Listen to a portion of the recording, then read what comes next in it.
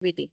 Les recordamos que vamos a estar grabando esta actividad con el propósito de subirlo a nuestro canal de YouTube para beneficio de los que no se han podido conectar y para consulta a los que estamos presentes. El SEA mantendrá deshabilitados la cámara y el micrófono durante toda la presentación de los participantes que están conectados. Este webinar será ofrecido por la profesora Rosa Lozada Robles, que lleva 11 años trabajando en bibliotecas, tanto académicas como públicas, aquí en Puerto Rico y en el estado de la Florida. Actualmente es la encargada de la sala de revistas del Centro de Recursos para el Aprendizaje, CRA, en la Universidad de Puerto Rico, en Bayamón. Posee un bachillerato en escritura creativa, una maestría en ciencias de la información y un certificado postmaestría en Administración de Bibliotecas de la Universidad de Puerto Rico del recinto de Río Piedras. Desde su llegada al CRA ha reforzado su pasión por las publicaciones académicas, investigando y enseñando sobre este tema. Las personas que tengan algún tipo de pregunta las pueden poner en el chat para canalizarlas a la profesora, o si no, pueden levantar su mano virtual para habilitarles el micrófono y puedan hacerla. Sin más demora, el espacio virtual es suyo. Adelante con su presentación. Muchas gracias. ¿Me escuchan? Sí, se escucha muy bien. Muy bien, gracias. Saludos a todos, a todas. Muchas gracias por estar aquí. Vamos a comenzar a compartir la pantalla. Vamos a ver si comienza. Ok.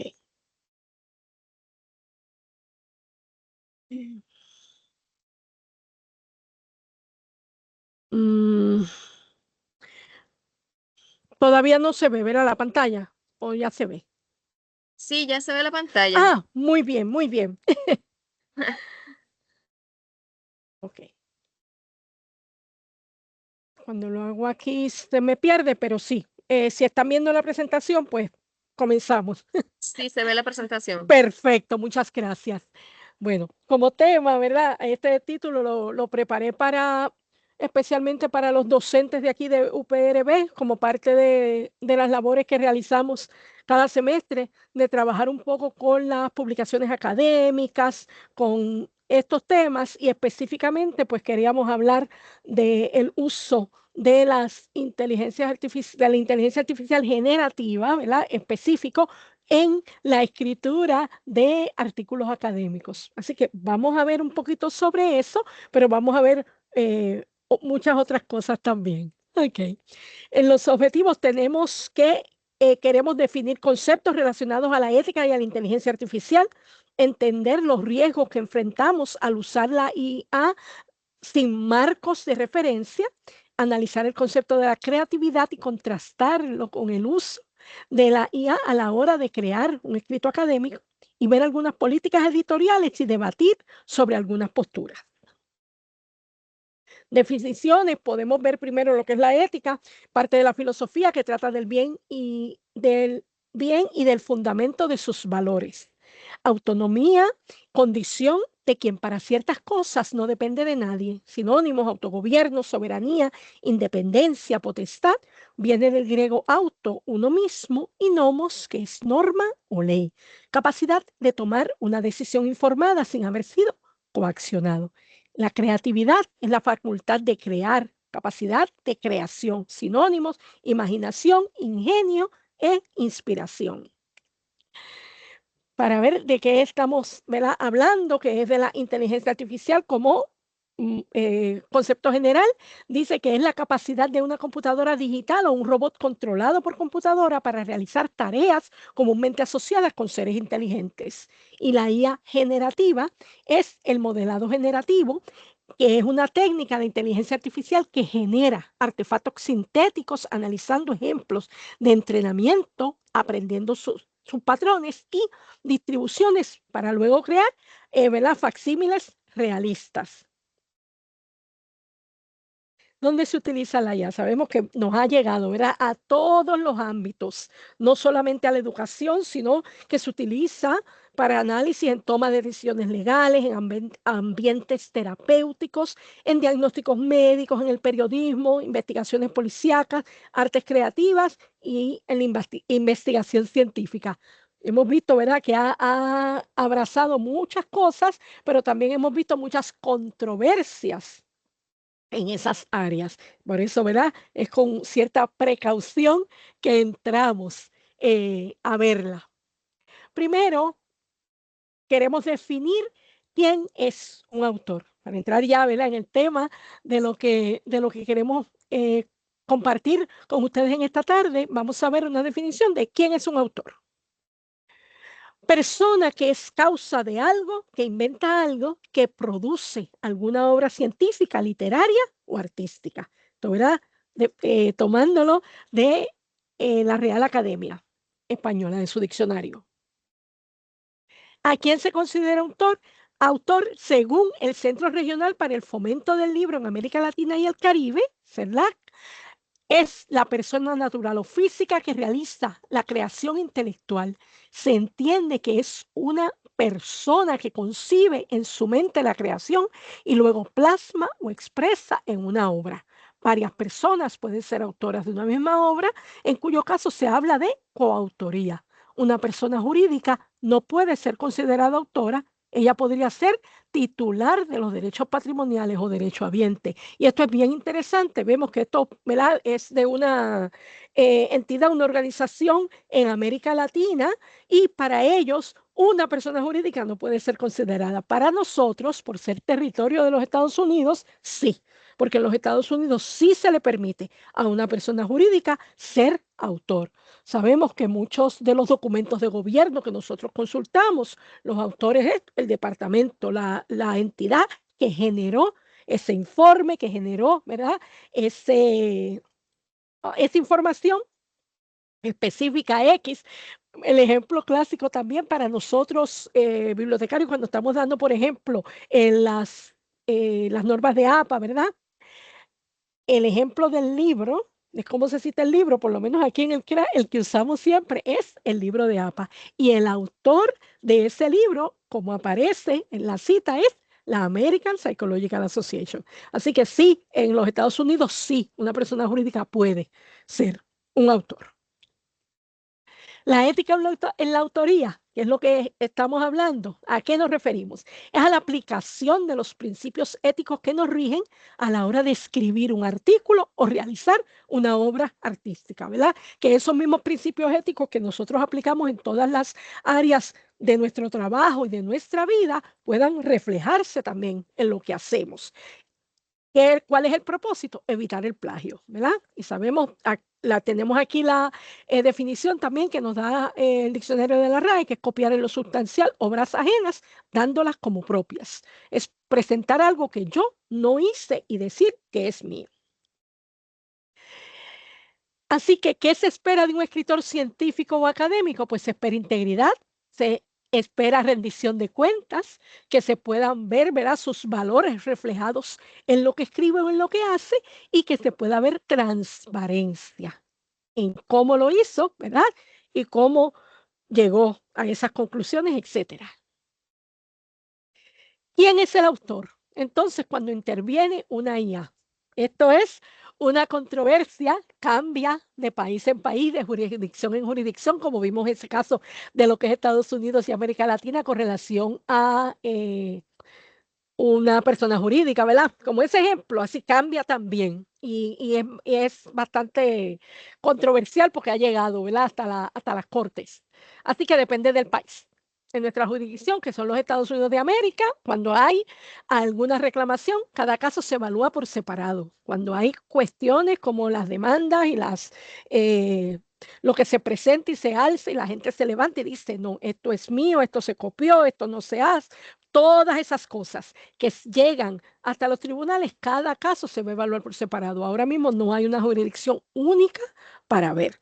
Depende de cuánto aportó el humano en dicha creación, es que la corte se puede inclinar de un lado o de otro. Ver si no sustituyó a la intervención humana, si fue solamente, ¿verdad?, que tú le diste un prompt y creó totalmente la obra, el trabajo, el escrito, pues entonces ya el prompt no cuenta como intervención, ¿verdad?, humana de lo mío, sino que la producción sería entonces de la inteligencia artificial, y ya entonces no carece de autoría, y vamos a ver ahorita por qué, y por tanto analizan cuánta creatividad humana hubo en esa producción. Así es que se va a determinar cuánto el ser humano puso de sí en esa creación para entonces determinar. Y hay casos a veces muy parecidos que se fallan a un lado o a otro, pero eso también va a depender del juez y de lo que vio, de las pruebas que se presentaron.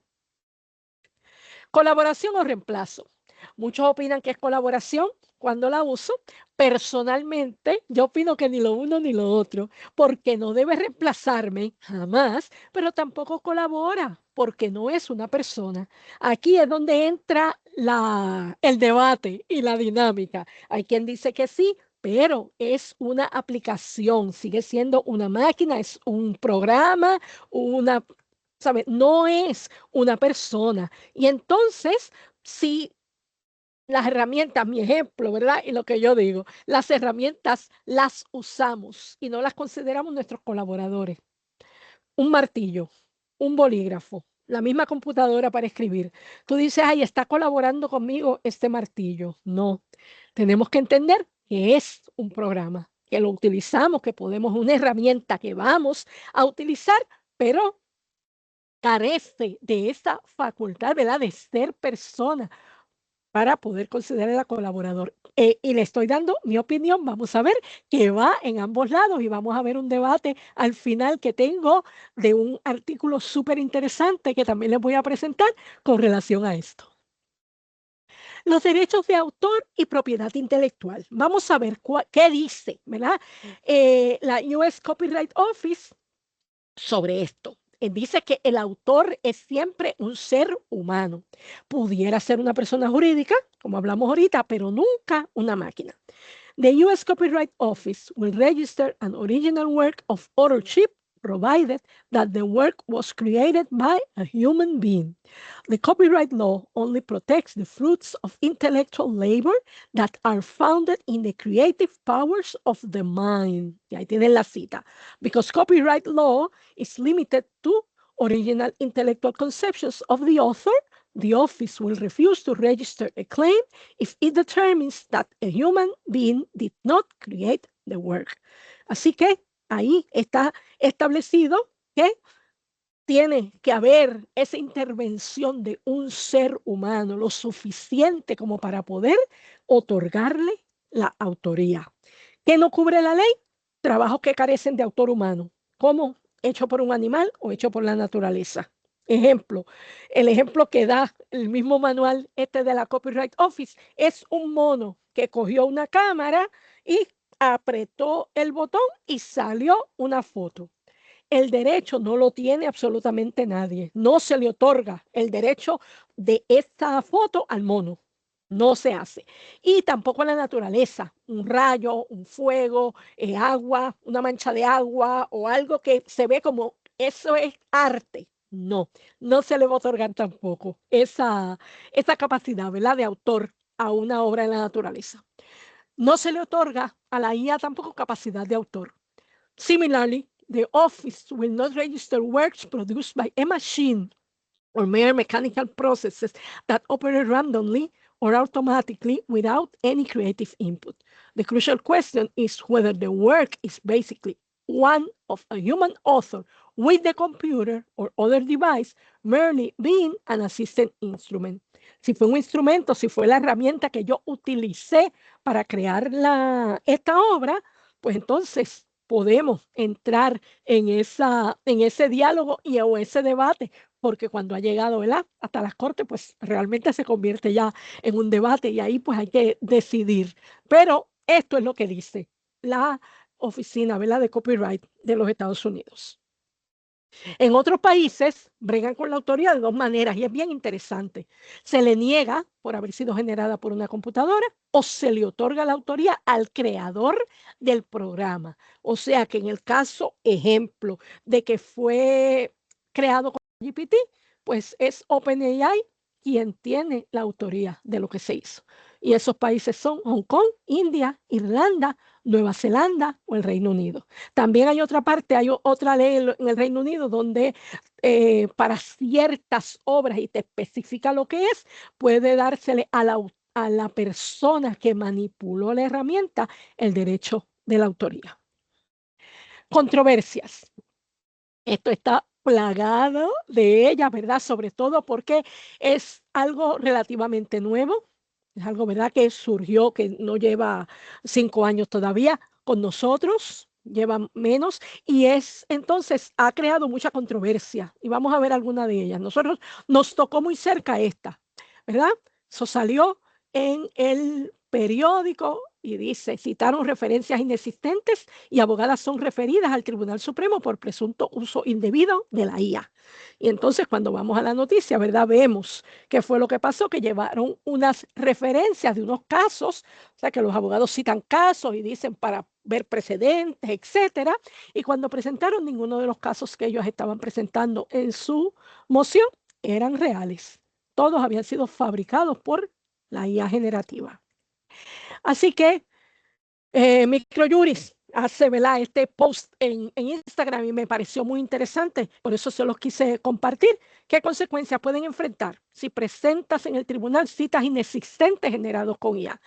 Vemos que el caso fue el 22 de agosto del 2025, que en el Tribunal de Primera Instancia, la Sala Superior de San Juan, emitió la primera sanción en Puerto Rico por el uso indebido de la IA generativa en la práctica legal. Ahí vemos que en ese caso, ¿verdad?, Betancur Gómez versus el Colegio de Profesionales de la Enfermería, se detectó que una moción de desestimación contenía al menos 6 citas inexistentes y después eran atribuidas al Tribunal Supremo de Puerto Rico. O sea, que era algo que debieran, ¿verdad?, esos jueces, esos abogados conocer porque es algo local. Incluían decisiones, nombres de casos inventados y entonces las abogadas alegaron un error involuntario en esa búsqueda, ¿verdad?, de ese material y le atribuyeron deficiencias al uso de sus fuentes generales del Internet. Pero ¿qué pasó? Que la excusa pues le valió de poco porque se le impuso una sanción de $1,000 al amparo de la regla punto 9, ¿verdad?, del proceso civil y fue referido al Tribunal Supremo de Puerto Rico. No solamente eso, sino que, ¿verdad?, en un caso más grave las están investigando. Vamos a ver en esto que comienza entonces una normativa nueva, que es la regla 1.19, donde a partir de enero del 2026 es una regla de conducta profesional que impone un deber expreso de competencia y diligencia tecnológica y prohíbe presentar escritos sin validar el contenido generado por las herramientas tecnológicas. Esto es una de las situaciones que nosotros tenemos con los estudiantes. Cuando generan, copian, pegan el copy-paste, van a y aquí se fue, ¿y qué sucede? Que no validan y no miran. Y vemos que uno de los problemas que tiene, ¿verdad?, es esa generación de referencias falsas. Así que la inteligencia artificial no está prohibida. En la práctica del derecho es una herramienta valiosa, pero su uso debe estar siempre acompañado de verificación independiente de la información, protección de la confidencialidad del cliente y un ejercicio riguroso del juicio profesional y de los deberes éticos. Así que tiene que integrarse ese uso de la herramienta con responsabilidad y estricto apego a los principios de honradez, diligencia y competencia. Esto es el cómo se está viendo y cómo se debe ver, porque hoy día todavía esta inteligencia artificial generativa que estamos manejando no es, ¿verdad?, infalible y no comete muchos errores y hay cosas, ¿verdad?, que tenemos que estar vigilantes con relación a eso. Vamos a ver también en cuestión de las controversias, la postura de los gremios ante el uso de la IA. Encontré muy interesante esta noticia del Author Guild, donde dice que introdujo nuevas cláusulas a sus acuerdos de publicación para cubrir el tema de la IA. Un autor no puede incluir más del 5% del texto generado por IA, todos los que sean miembros, ¿verdad?, de este gremio.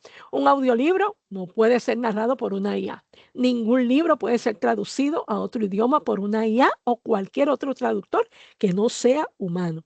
Y la publicadora no usará imágenes, diseños o cualquier arte en la portada del libro que hayan sido generados por una IA. Que todos los que pertenecen a este gremio, ninguna de estas cosas pueden pasar. ¿Y qué es lo que ellos están haciendo? Si usted ve, lo que ellos están haciendo es protegiendo a los seres humanos, a que la IA no les quite, ¿verdad?, su trabajo. en el sentido, protegiendo a los autores, a los narradores, a los traductores y a los diseñadores gráficos. Una IA sí puede ser utilizada, y lo dicen también, si un artista gráfico la utiliza para generar una portada o para hacer parte de un trabajo de portada, entonces sí, pero tiene que ser específicamente el diseñador gráfico. No puede ser el autor que presente su propia portada, ni el editor, ni la casa publicadora, sino que tiene que ser específicamente, ¿verdad? Y en este sentido, vemos que uno de las controversias, de las preguntas, de los temas que se debaten y que se ven es el hecho de que dicen, que nos va a sustituir. La inteligencia artificial nos va a dejar sin trabajo. Hay trabajos que van a desaparecer. Y esto a través de la historia, nosotros vemos, si miramos hacia atrás, que esto ha sucedido, ¿verdad? Siempre, cuando con la llegada de la industrialización y de las cosas, mucha gente, ¿verdad? Tuvo que cambiar, tuvo que crear nuevas maneras de ganarse la vida y de hacer otras cosas, porque comenzaron a hacer, ¿verdad?, trabajos que se hacían totalmente a mano, a comenzar a hacerse a máquina, y entonces la gente comenzó a ser desplazada de esos trabajos, y eso sucede, y hay que ver cómo nosotros mudamos también con el tiempo y nos ajustamos. Pero para el Authors Guild, esto está al día de hoy prohibido. Debilidades. Vamos a ver qué debilidades podemos ver en esa IA, ¿verdad? Generativa. Siempre hablamos de los sesgos, ¿verdad? De esos sesgos que tiene porque ella fue entrenada. Es un programa, es una máquina que fue entrenada ¿con qué? Con información.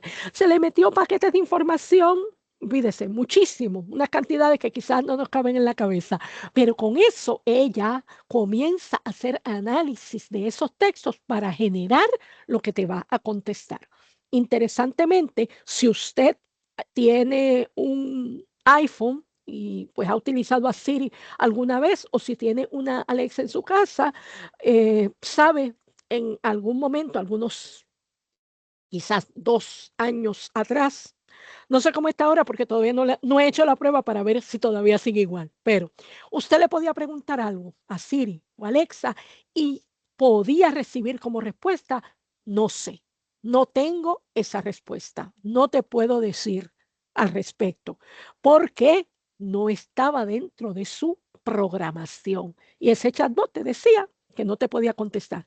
La IA generativa de hoy en día puede ser que no tenga la respuesta, pero jamás te va a decir yo no sé. Ella va a llenar esos huecos. Y eso es lo que se llama ahí, el quinto punto, las alucinaciones. ¿Sí?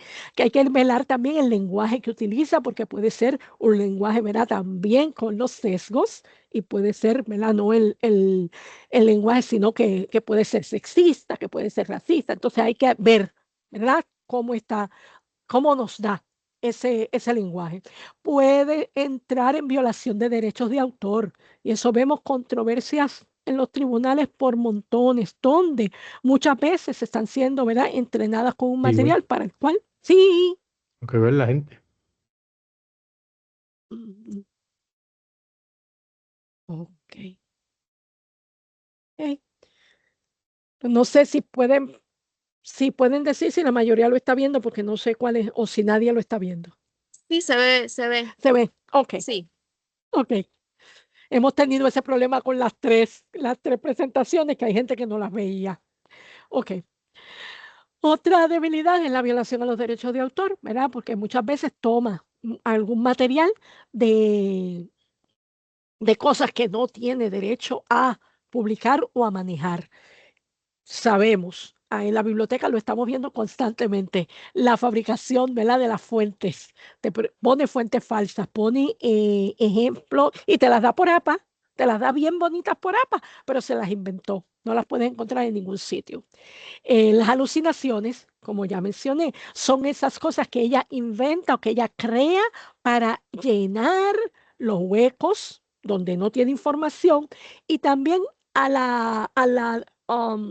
la probabilidad, porque es un algoritmo probabilístico, a la probabilidad de que esto es lo que debe ser y como esto es lo que debe ser, por causa de cómo yo analicé todo, ¿verdad? Cómo se analizó todo ese material, eso es lo que salió.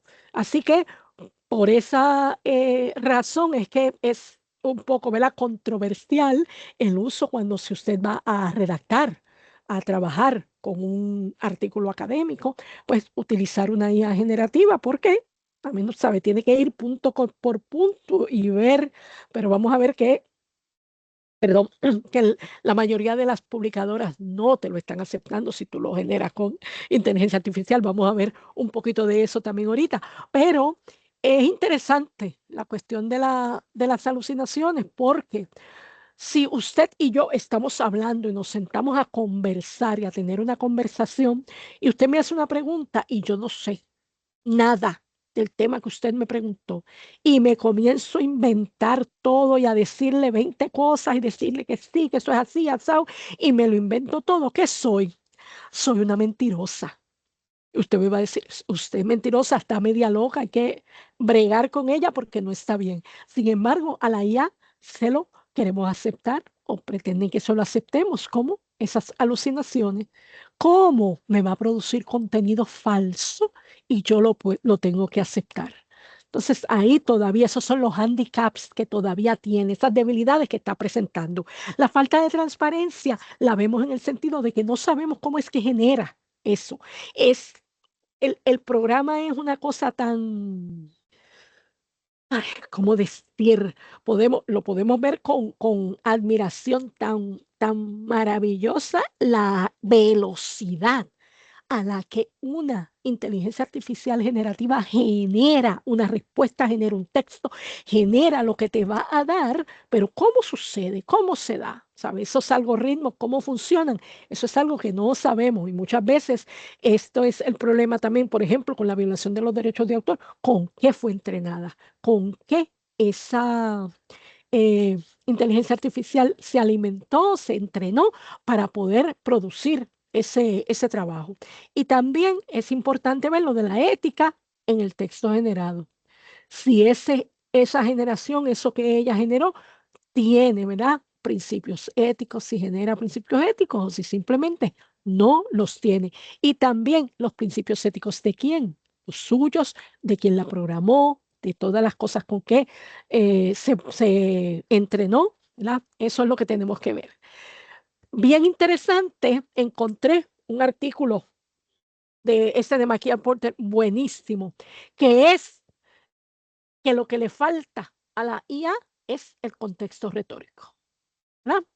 El contexto retórico se refiere a todos los factores extratextuales como la situación social, la histórica, la audiencia, el propósito, el medio y el comunicador que influyen en un discurso y lo configuran, afectando su significado y su efectividad.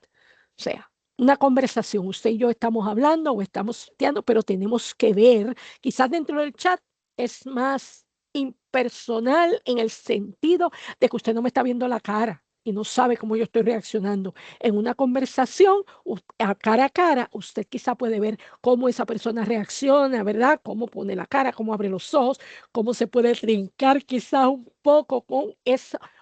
Y eso es el contexto retórico.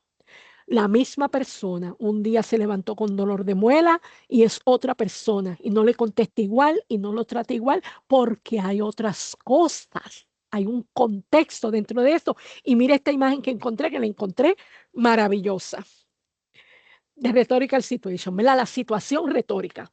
Y la situación retórica tiene ¿verdad? Tres cosas. El escritor, ¿verdad? El que está eh, dando el mensaje, el tema que está hablando y la audiencia, quien lo recibe.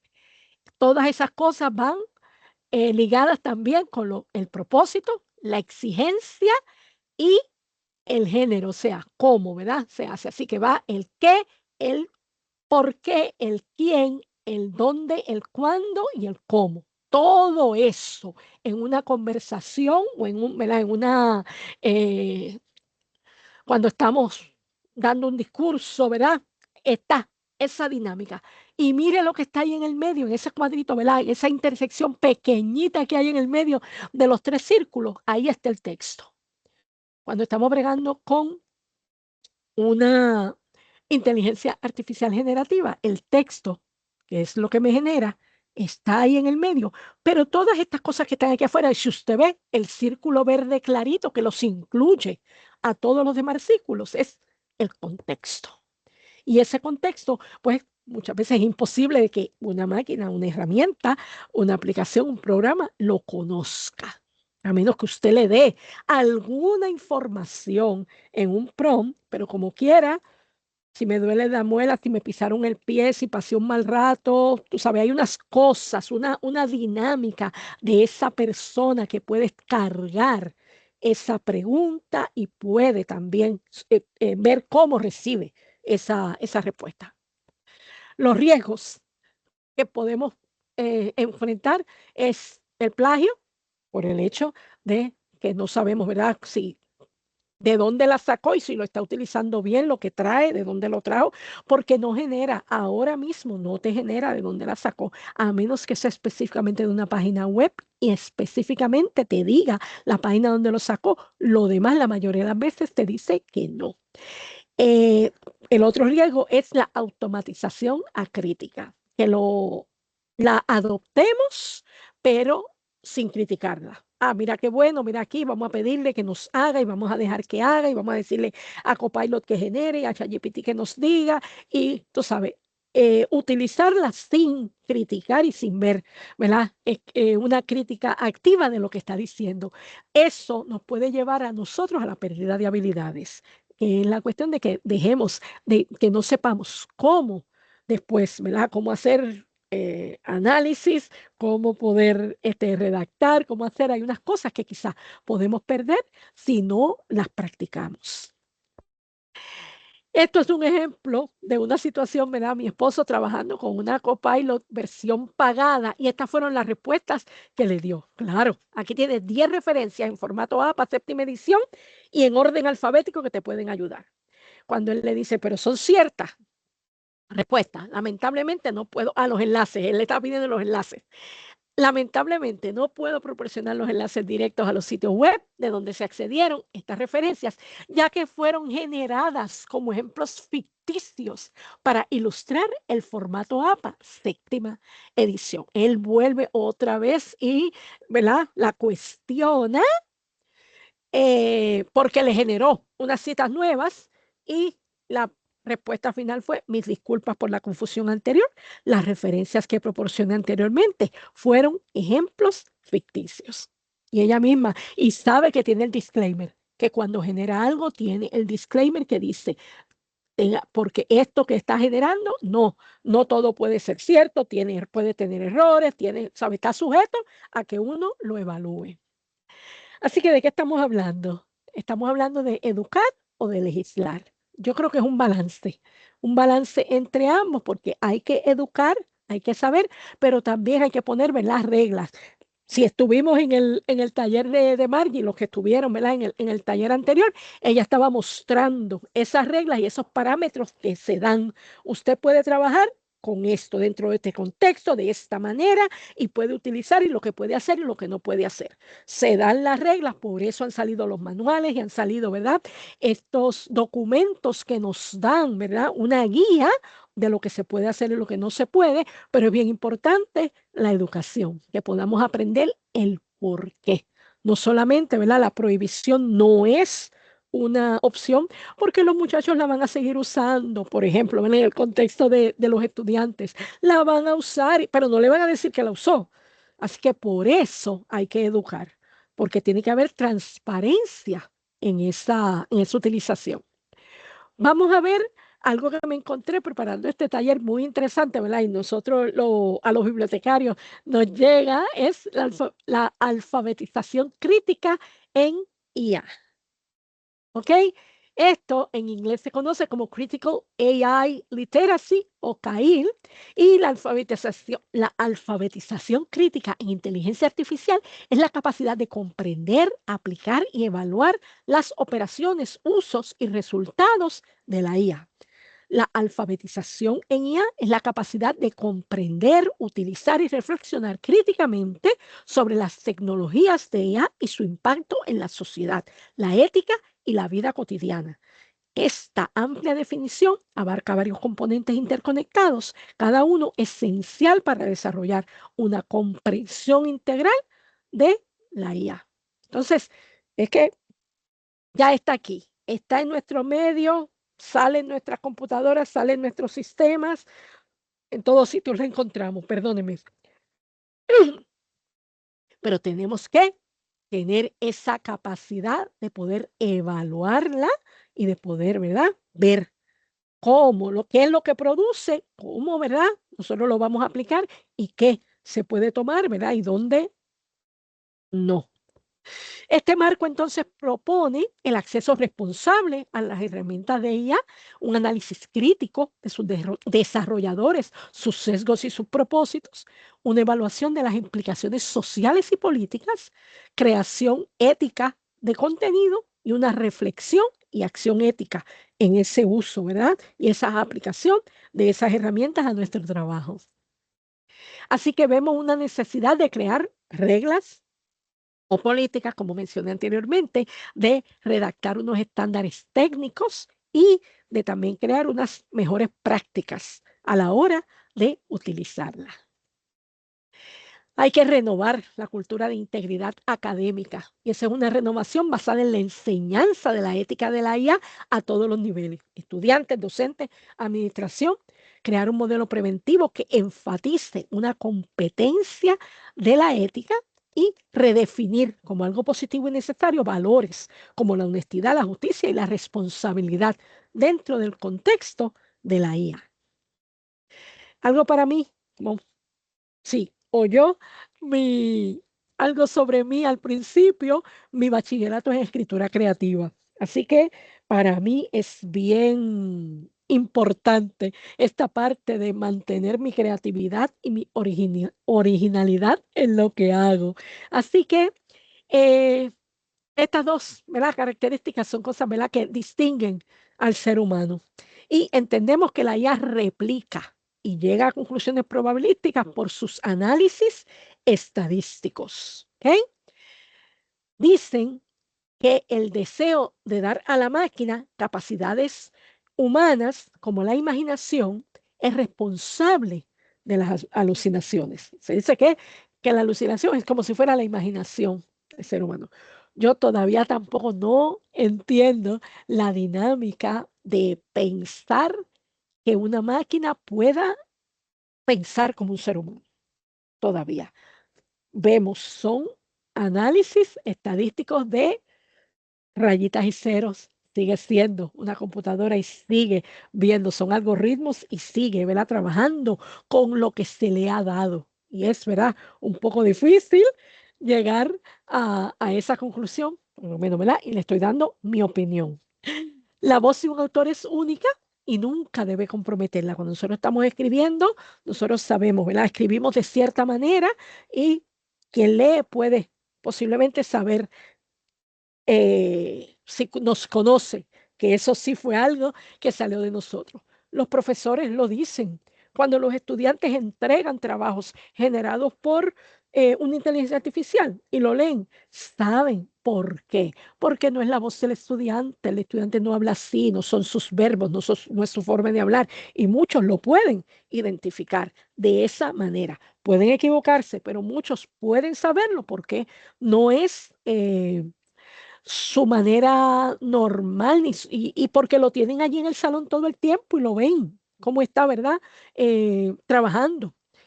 Eh, ok, vamos a ver aquí. Este es un meme que nosotros utilizamos en el taller de plagio y ChatGPT y dice, hey, ChatGPT, finish this building. Y definitivamente, ¿verdad? Sabemos que tiene unas limitaciones. Lo que quiere decir es que hay unas limitaciones que tiene y que las capacidades del ser humano son irreemplazables y hay cosas, ¿verdad?, donde nunca va a llegar, pero hay cosas donde sí puede asistir y puede ayudar y hay unas que están presentes y que se utilizan en muchas cosas, como vimos al principio, pero no van a reemplazar las capacidades humanas. Para mí,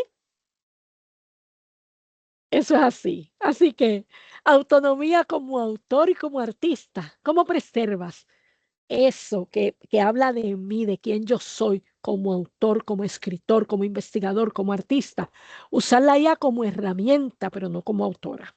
Eso para mí, como creadora, es bien importante.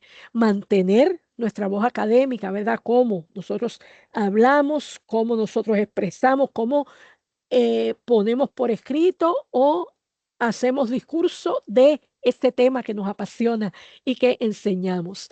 Bien importante siempre citar las fuentes, y eso tienen que ser las fuentes reales, fuentes fidedignas, evaluar los datos que ofrece la IA, si la utilizamos para generar una idea, un bosquejo, un starter, lo que sea que la vayamos a usar, es bien importante que lo que haya generado se pueda evaluar.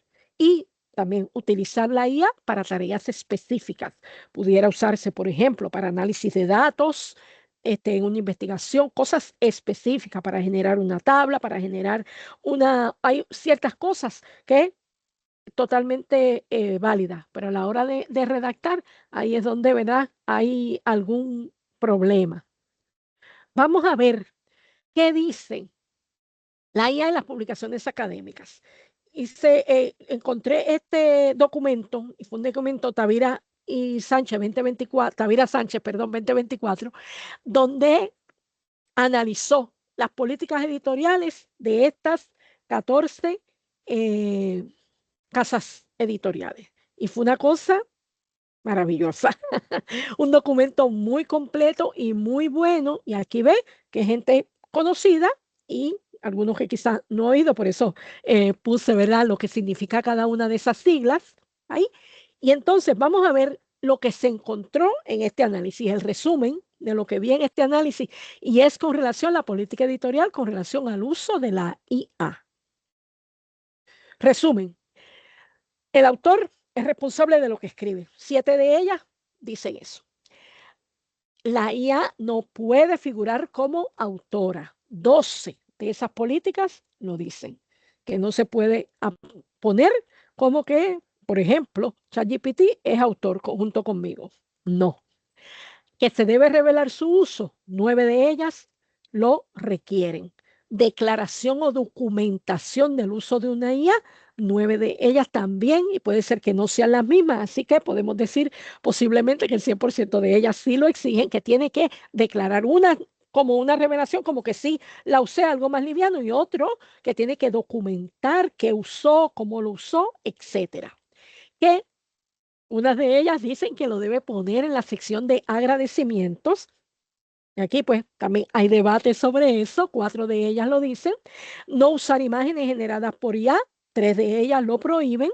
Velar por no infringir la política de plagio del editorial. Hay 2 de ellas que tienen un señalamiento sobre esto. 2 de ellas sí dicen que puede generar contenido de las 14 y usarla para revisar o para editar. Hay 2 de ellas que específicamente también lo permiten. Ay, me perdonan aquí. Esta fue un ejemplo de esta política de esta revista, pero cuando ayer traté de abrirla, no sé si era que estaba abajo la página o qué, no me dejó accederla, pero era como un ejemplo, quizás yendo directamente a la página de Universitas, esta revista, a lo mejor es de la Universidad Politécnica Salesiana. Se puede ver, pero ayer cuando traté no me dejó abrirla. Ok. En la ética requiere la divulgación del uso de una IA. O sea, si usted en la preparación de ese trabajo, de ese escrito, utilizó una IA, debe ser, ¿verdad? Expresado, dicho, revelado.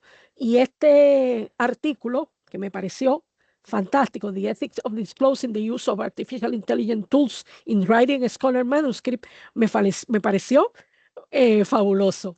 ¿Cuáles son algunos de esos problemas éticos que están tratando de abordar ellos, verdad? El problema de la autoría, de que si la IA es autora o no, el problema del plagio, la transparencia, que podamos, ¿verdad?, decir de dónde salió lo que estamos escribiendo, y la rendición de cuentas, que es sumamente importante. Bueno, ya estoy casi ya por terminar. Esto fue un debate que es los puntos de lo que debate en el artículo anterior. El artículo anterior debate estos puntos. Se debe prohibir el uso de la IA en la creación de artículos académicos. El que dice que sí, no respalda, lo dicen porque no respalda la diversidad, la inclusión en la academia, ya que no todos tienen el mismo acceso a estas tecnologías. Y hay quien dice que no es posible, ya que la prohibición no se puede imponer. Usted no puede saber si la gente lo va a usar o no, y lo que va a abrir es una puerta a la deshonestidad, porque no van a revelar entonces que la usaron. La IA puede figurar como coautor. Hay quien dice que sí, porque no hacerlo es atribuirle al humano todo el trabajo, aunque no lo haya hecho todo por sí solo. Y los que dicen que no, dicen que implica un problema ético, ya que no es una persona y no puede hacerse responsable. Y el ser responsable y tener crédito, dice el artículo que son dos caras de una misma moneda. Se debe incluir a la IA en los agradecimientos. Se dicen que sí, porque se debe incluir en los agradecimientos como cualquier otro colaborador que no es un autor. Y los que dicen que no es porque es un programa. Y nunca, ¿verdad? Esa frase es mía. Nunca hemos agradecido a Word o a Windows por habernos asistido a completar un trabajo. Y pues pienso que por eso en agradecimientos pienso que es un poquito al lado del pelo. Poner la IA en las citas de texto o en las referencias. Los que dicen que sí, la parte que dice que sí, aconseja revelar en los métodos de investigación y citarla y ponerle las referencias si es una revisión de literatura o ensayo. Es una cosa específica donde ellos dicen para ponerla en la referencia, ¿verdad? Que es algo bien específico. En el lado que dice que no se pone, es las citas en texto exigen que se señale específicamente qué salió de la IA y qué salió de mí, ¿verdad? Usted tiene que poner la cita específicamente dónde está esa cita que usted está parafraseando o eso que está diciendo en sus propias palabras. Y a veces que eso, pues en ese tipo de escritos es un poco difícil poder manejarlo y eso era una de las cosas que señalan ellos en el autor. Y esto es mío, que las referencias cuando usted las pone al final de un trabajo, las usa para que la persona pueda ir a buscar más información, para corroborar, para profundizar. Pero si usted lo que hizo fue poner un prompt y sacar, en el caso de que fuera eso, un texto generado, una vez que usted cierre el programa, el prompt desapareció y nadie puede corroborar que eso fue lo que le dijo o lo que no le dijo. Si han sido alimentadas o han recibido más información a partir del momento que usted hizo la pregunta y puso el prompt para que generara, puede generar eh, información totalmente diferente. Así que son un poco, ¿verdad? Así fue que ellos la analizaron, fueron esas cuatro cosas, ¿verdad? La prohibición, dejar que sean, ¿verdad? Puestos como autor, etcétera. Eso fueron los racionales y el problema, esa es la tabla de ahí. Y la pregunta que debemos hacernos es qué valores queremos nosotros preservar en la escritura académica. ¿Qué queremos nosotros? Es el valor, ¿verdad? De esa producción de nuestro intelecto, de lo que hemos trabajado, de lo que hemos investigado. Y es un trabajo tremendo. Y a través de todo, ¿verdad? La historia de la universidad, de la academia, se ha visto cómo eso con sudor se ha logrado. Y nada, como eh, algo que dije la vez pasada cuando di el taller, y ya para terminar, que mire a su alrededor y todo lo que usted ve es producto del ingenio humano, excepto algo que sea la naturaleza. Si tiene una planta, un ser humano al lado, eso no. Pero todo lo demás que usted ve, lo creó un ser humano. Nació de su ingenio, nació de su inventiva, nació de lo que pensó que podía hacer y lo hizo. Su computadora, su reloj, su teléfono, el bolígrafo, todo lo que usted ve fue creado por un ser humano. Entonces, tenemos que tener más fe en nosotros mismos, ¿verdad? De que sí, de que podemos todavía continuar creando, ¿verdad? Y no tener una dependencia desmedida en otras cosas. También para terminar, para pensar, es el daño al planeta. la generación de toda esta información que le estamos solicitando a la IA crea una cantidad de contaminación ambiental que estamos matando al planeta. Eso a mí, cuando vi un video que vi, me voló la cabeza, porque definitivamente estamos haciendo hasta actualmente como está hoy en día, como genera la cantidad de agua que se usa para enfriarla, porque se calienta de una manera para poder hacer eso a esa velocidad que lo hace, y la contaminación que entonces genera también es muy fuerte. Así que, y ahora estamos, tiempo que nos quede, si alguien tiene alguna pregunta.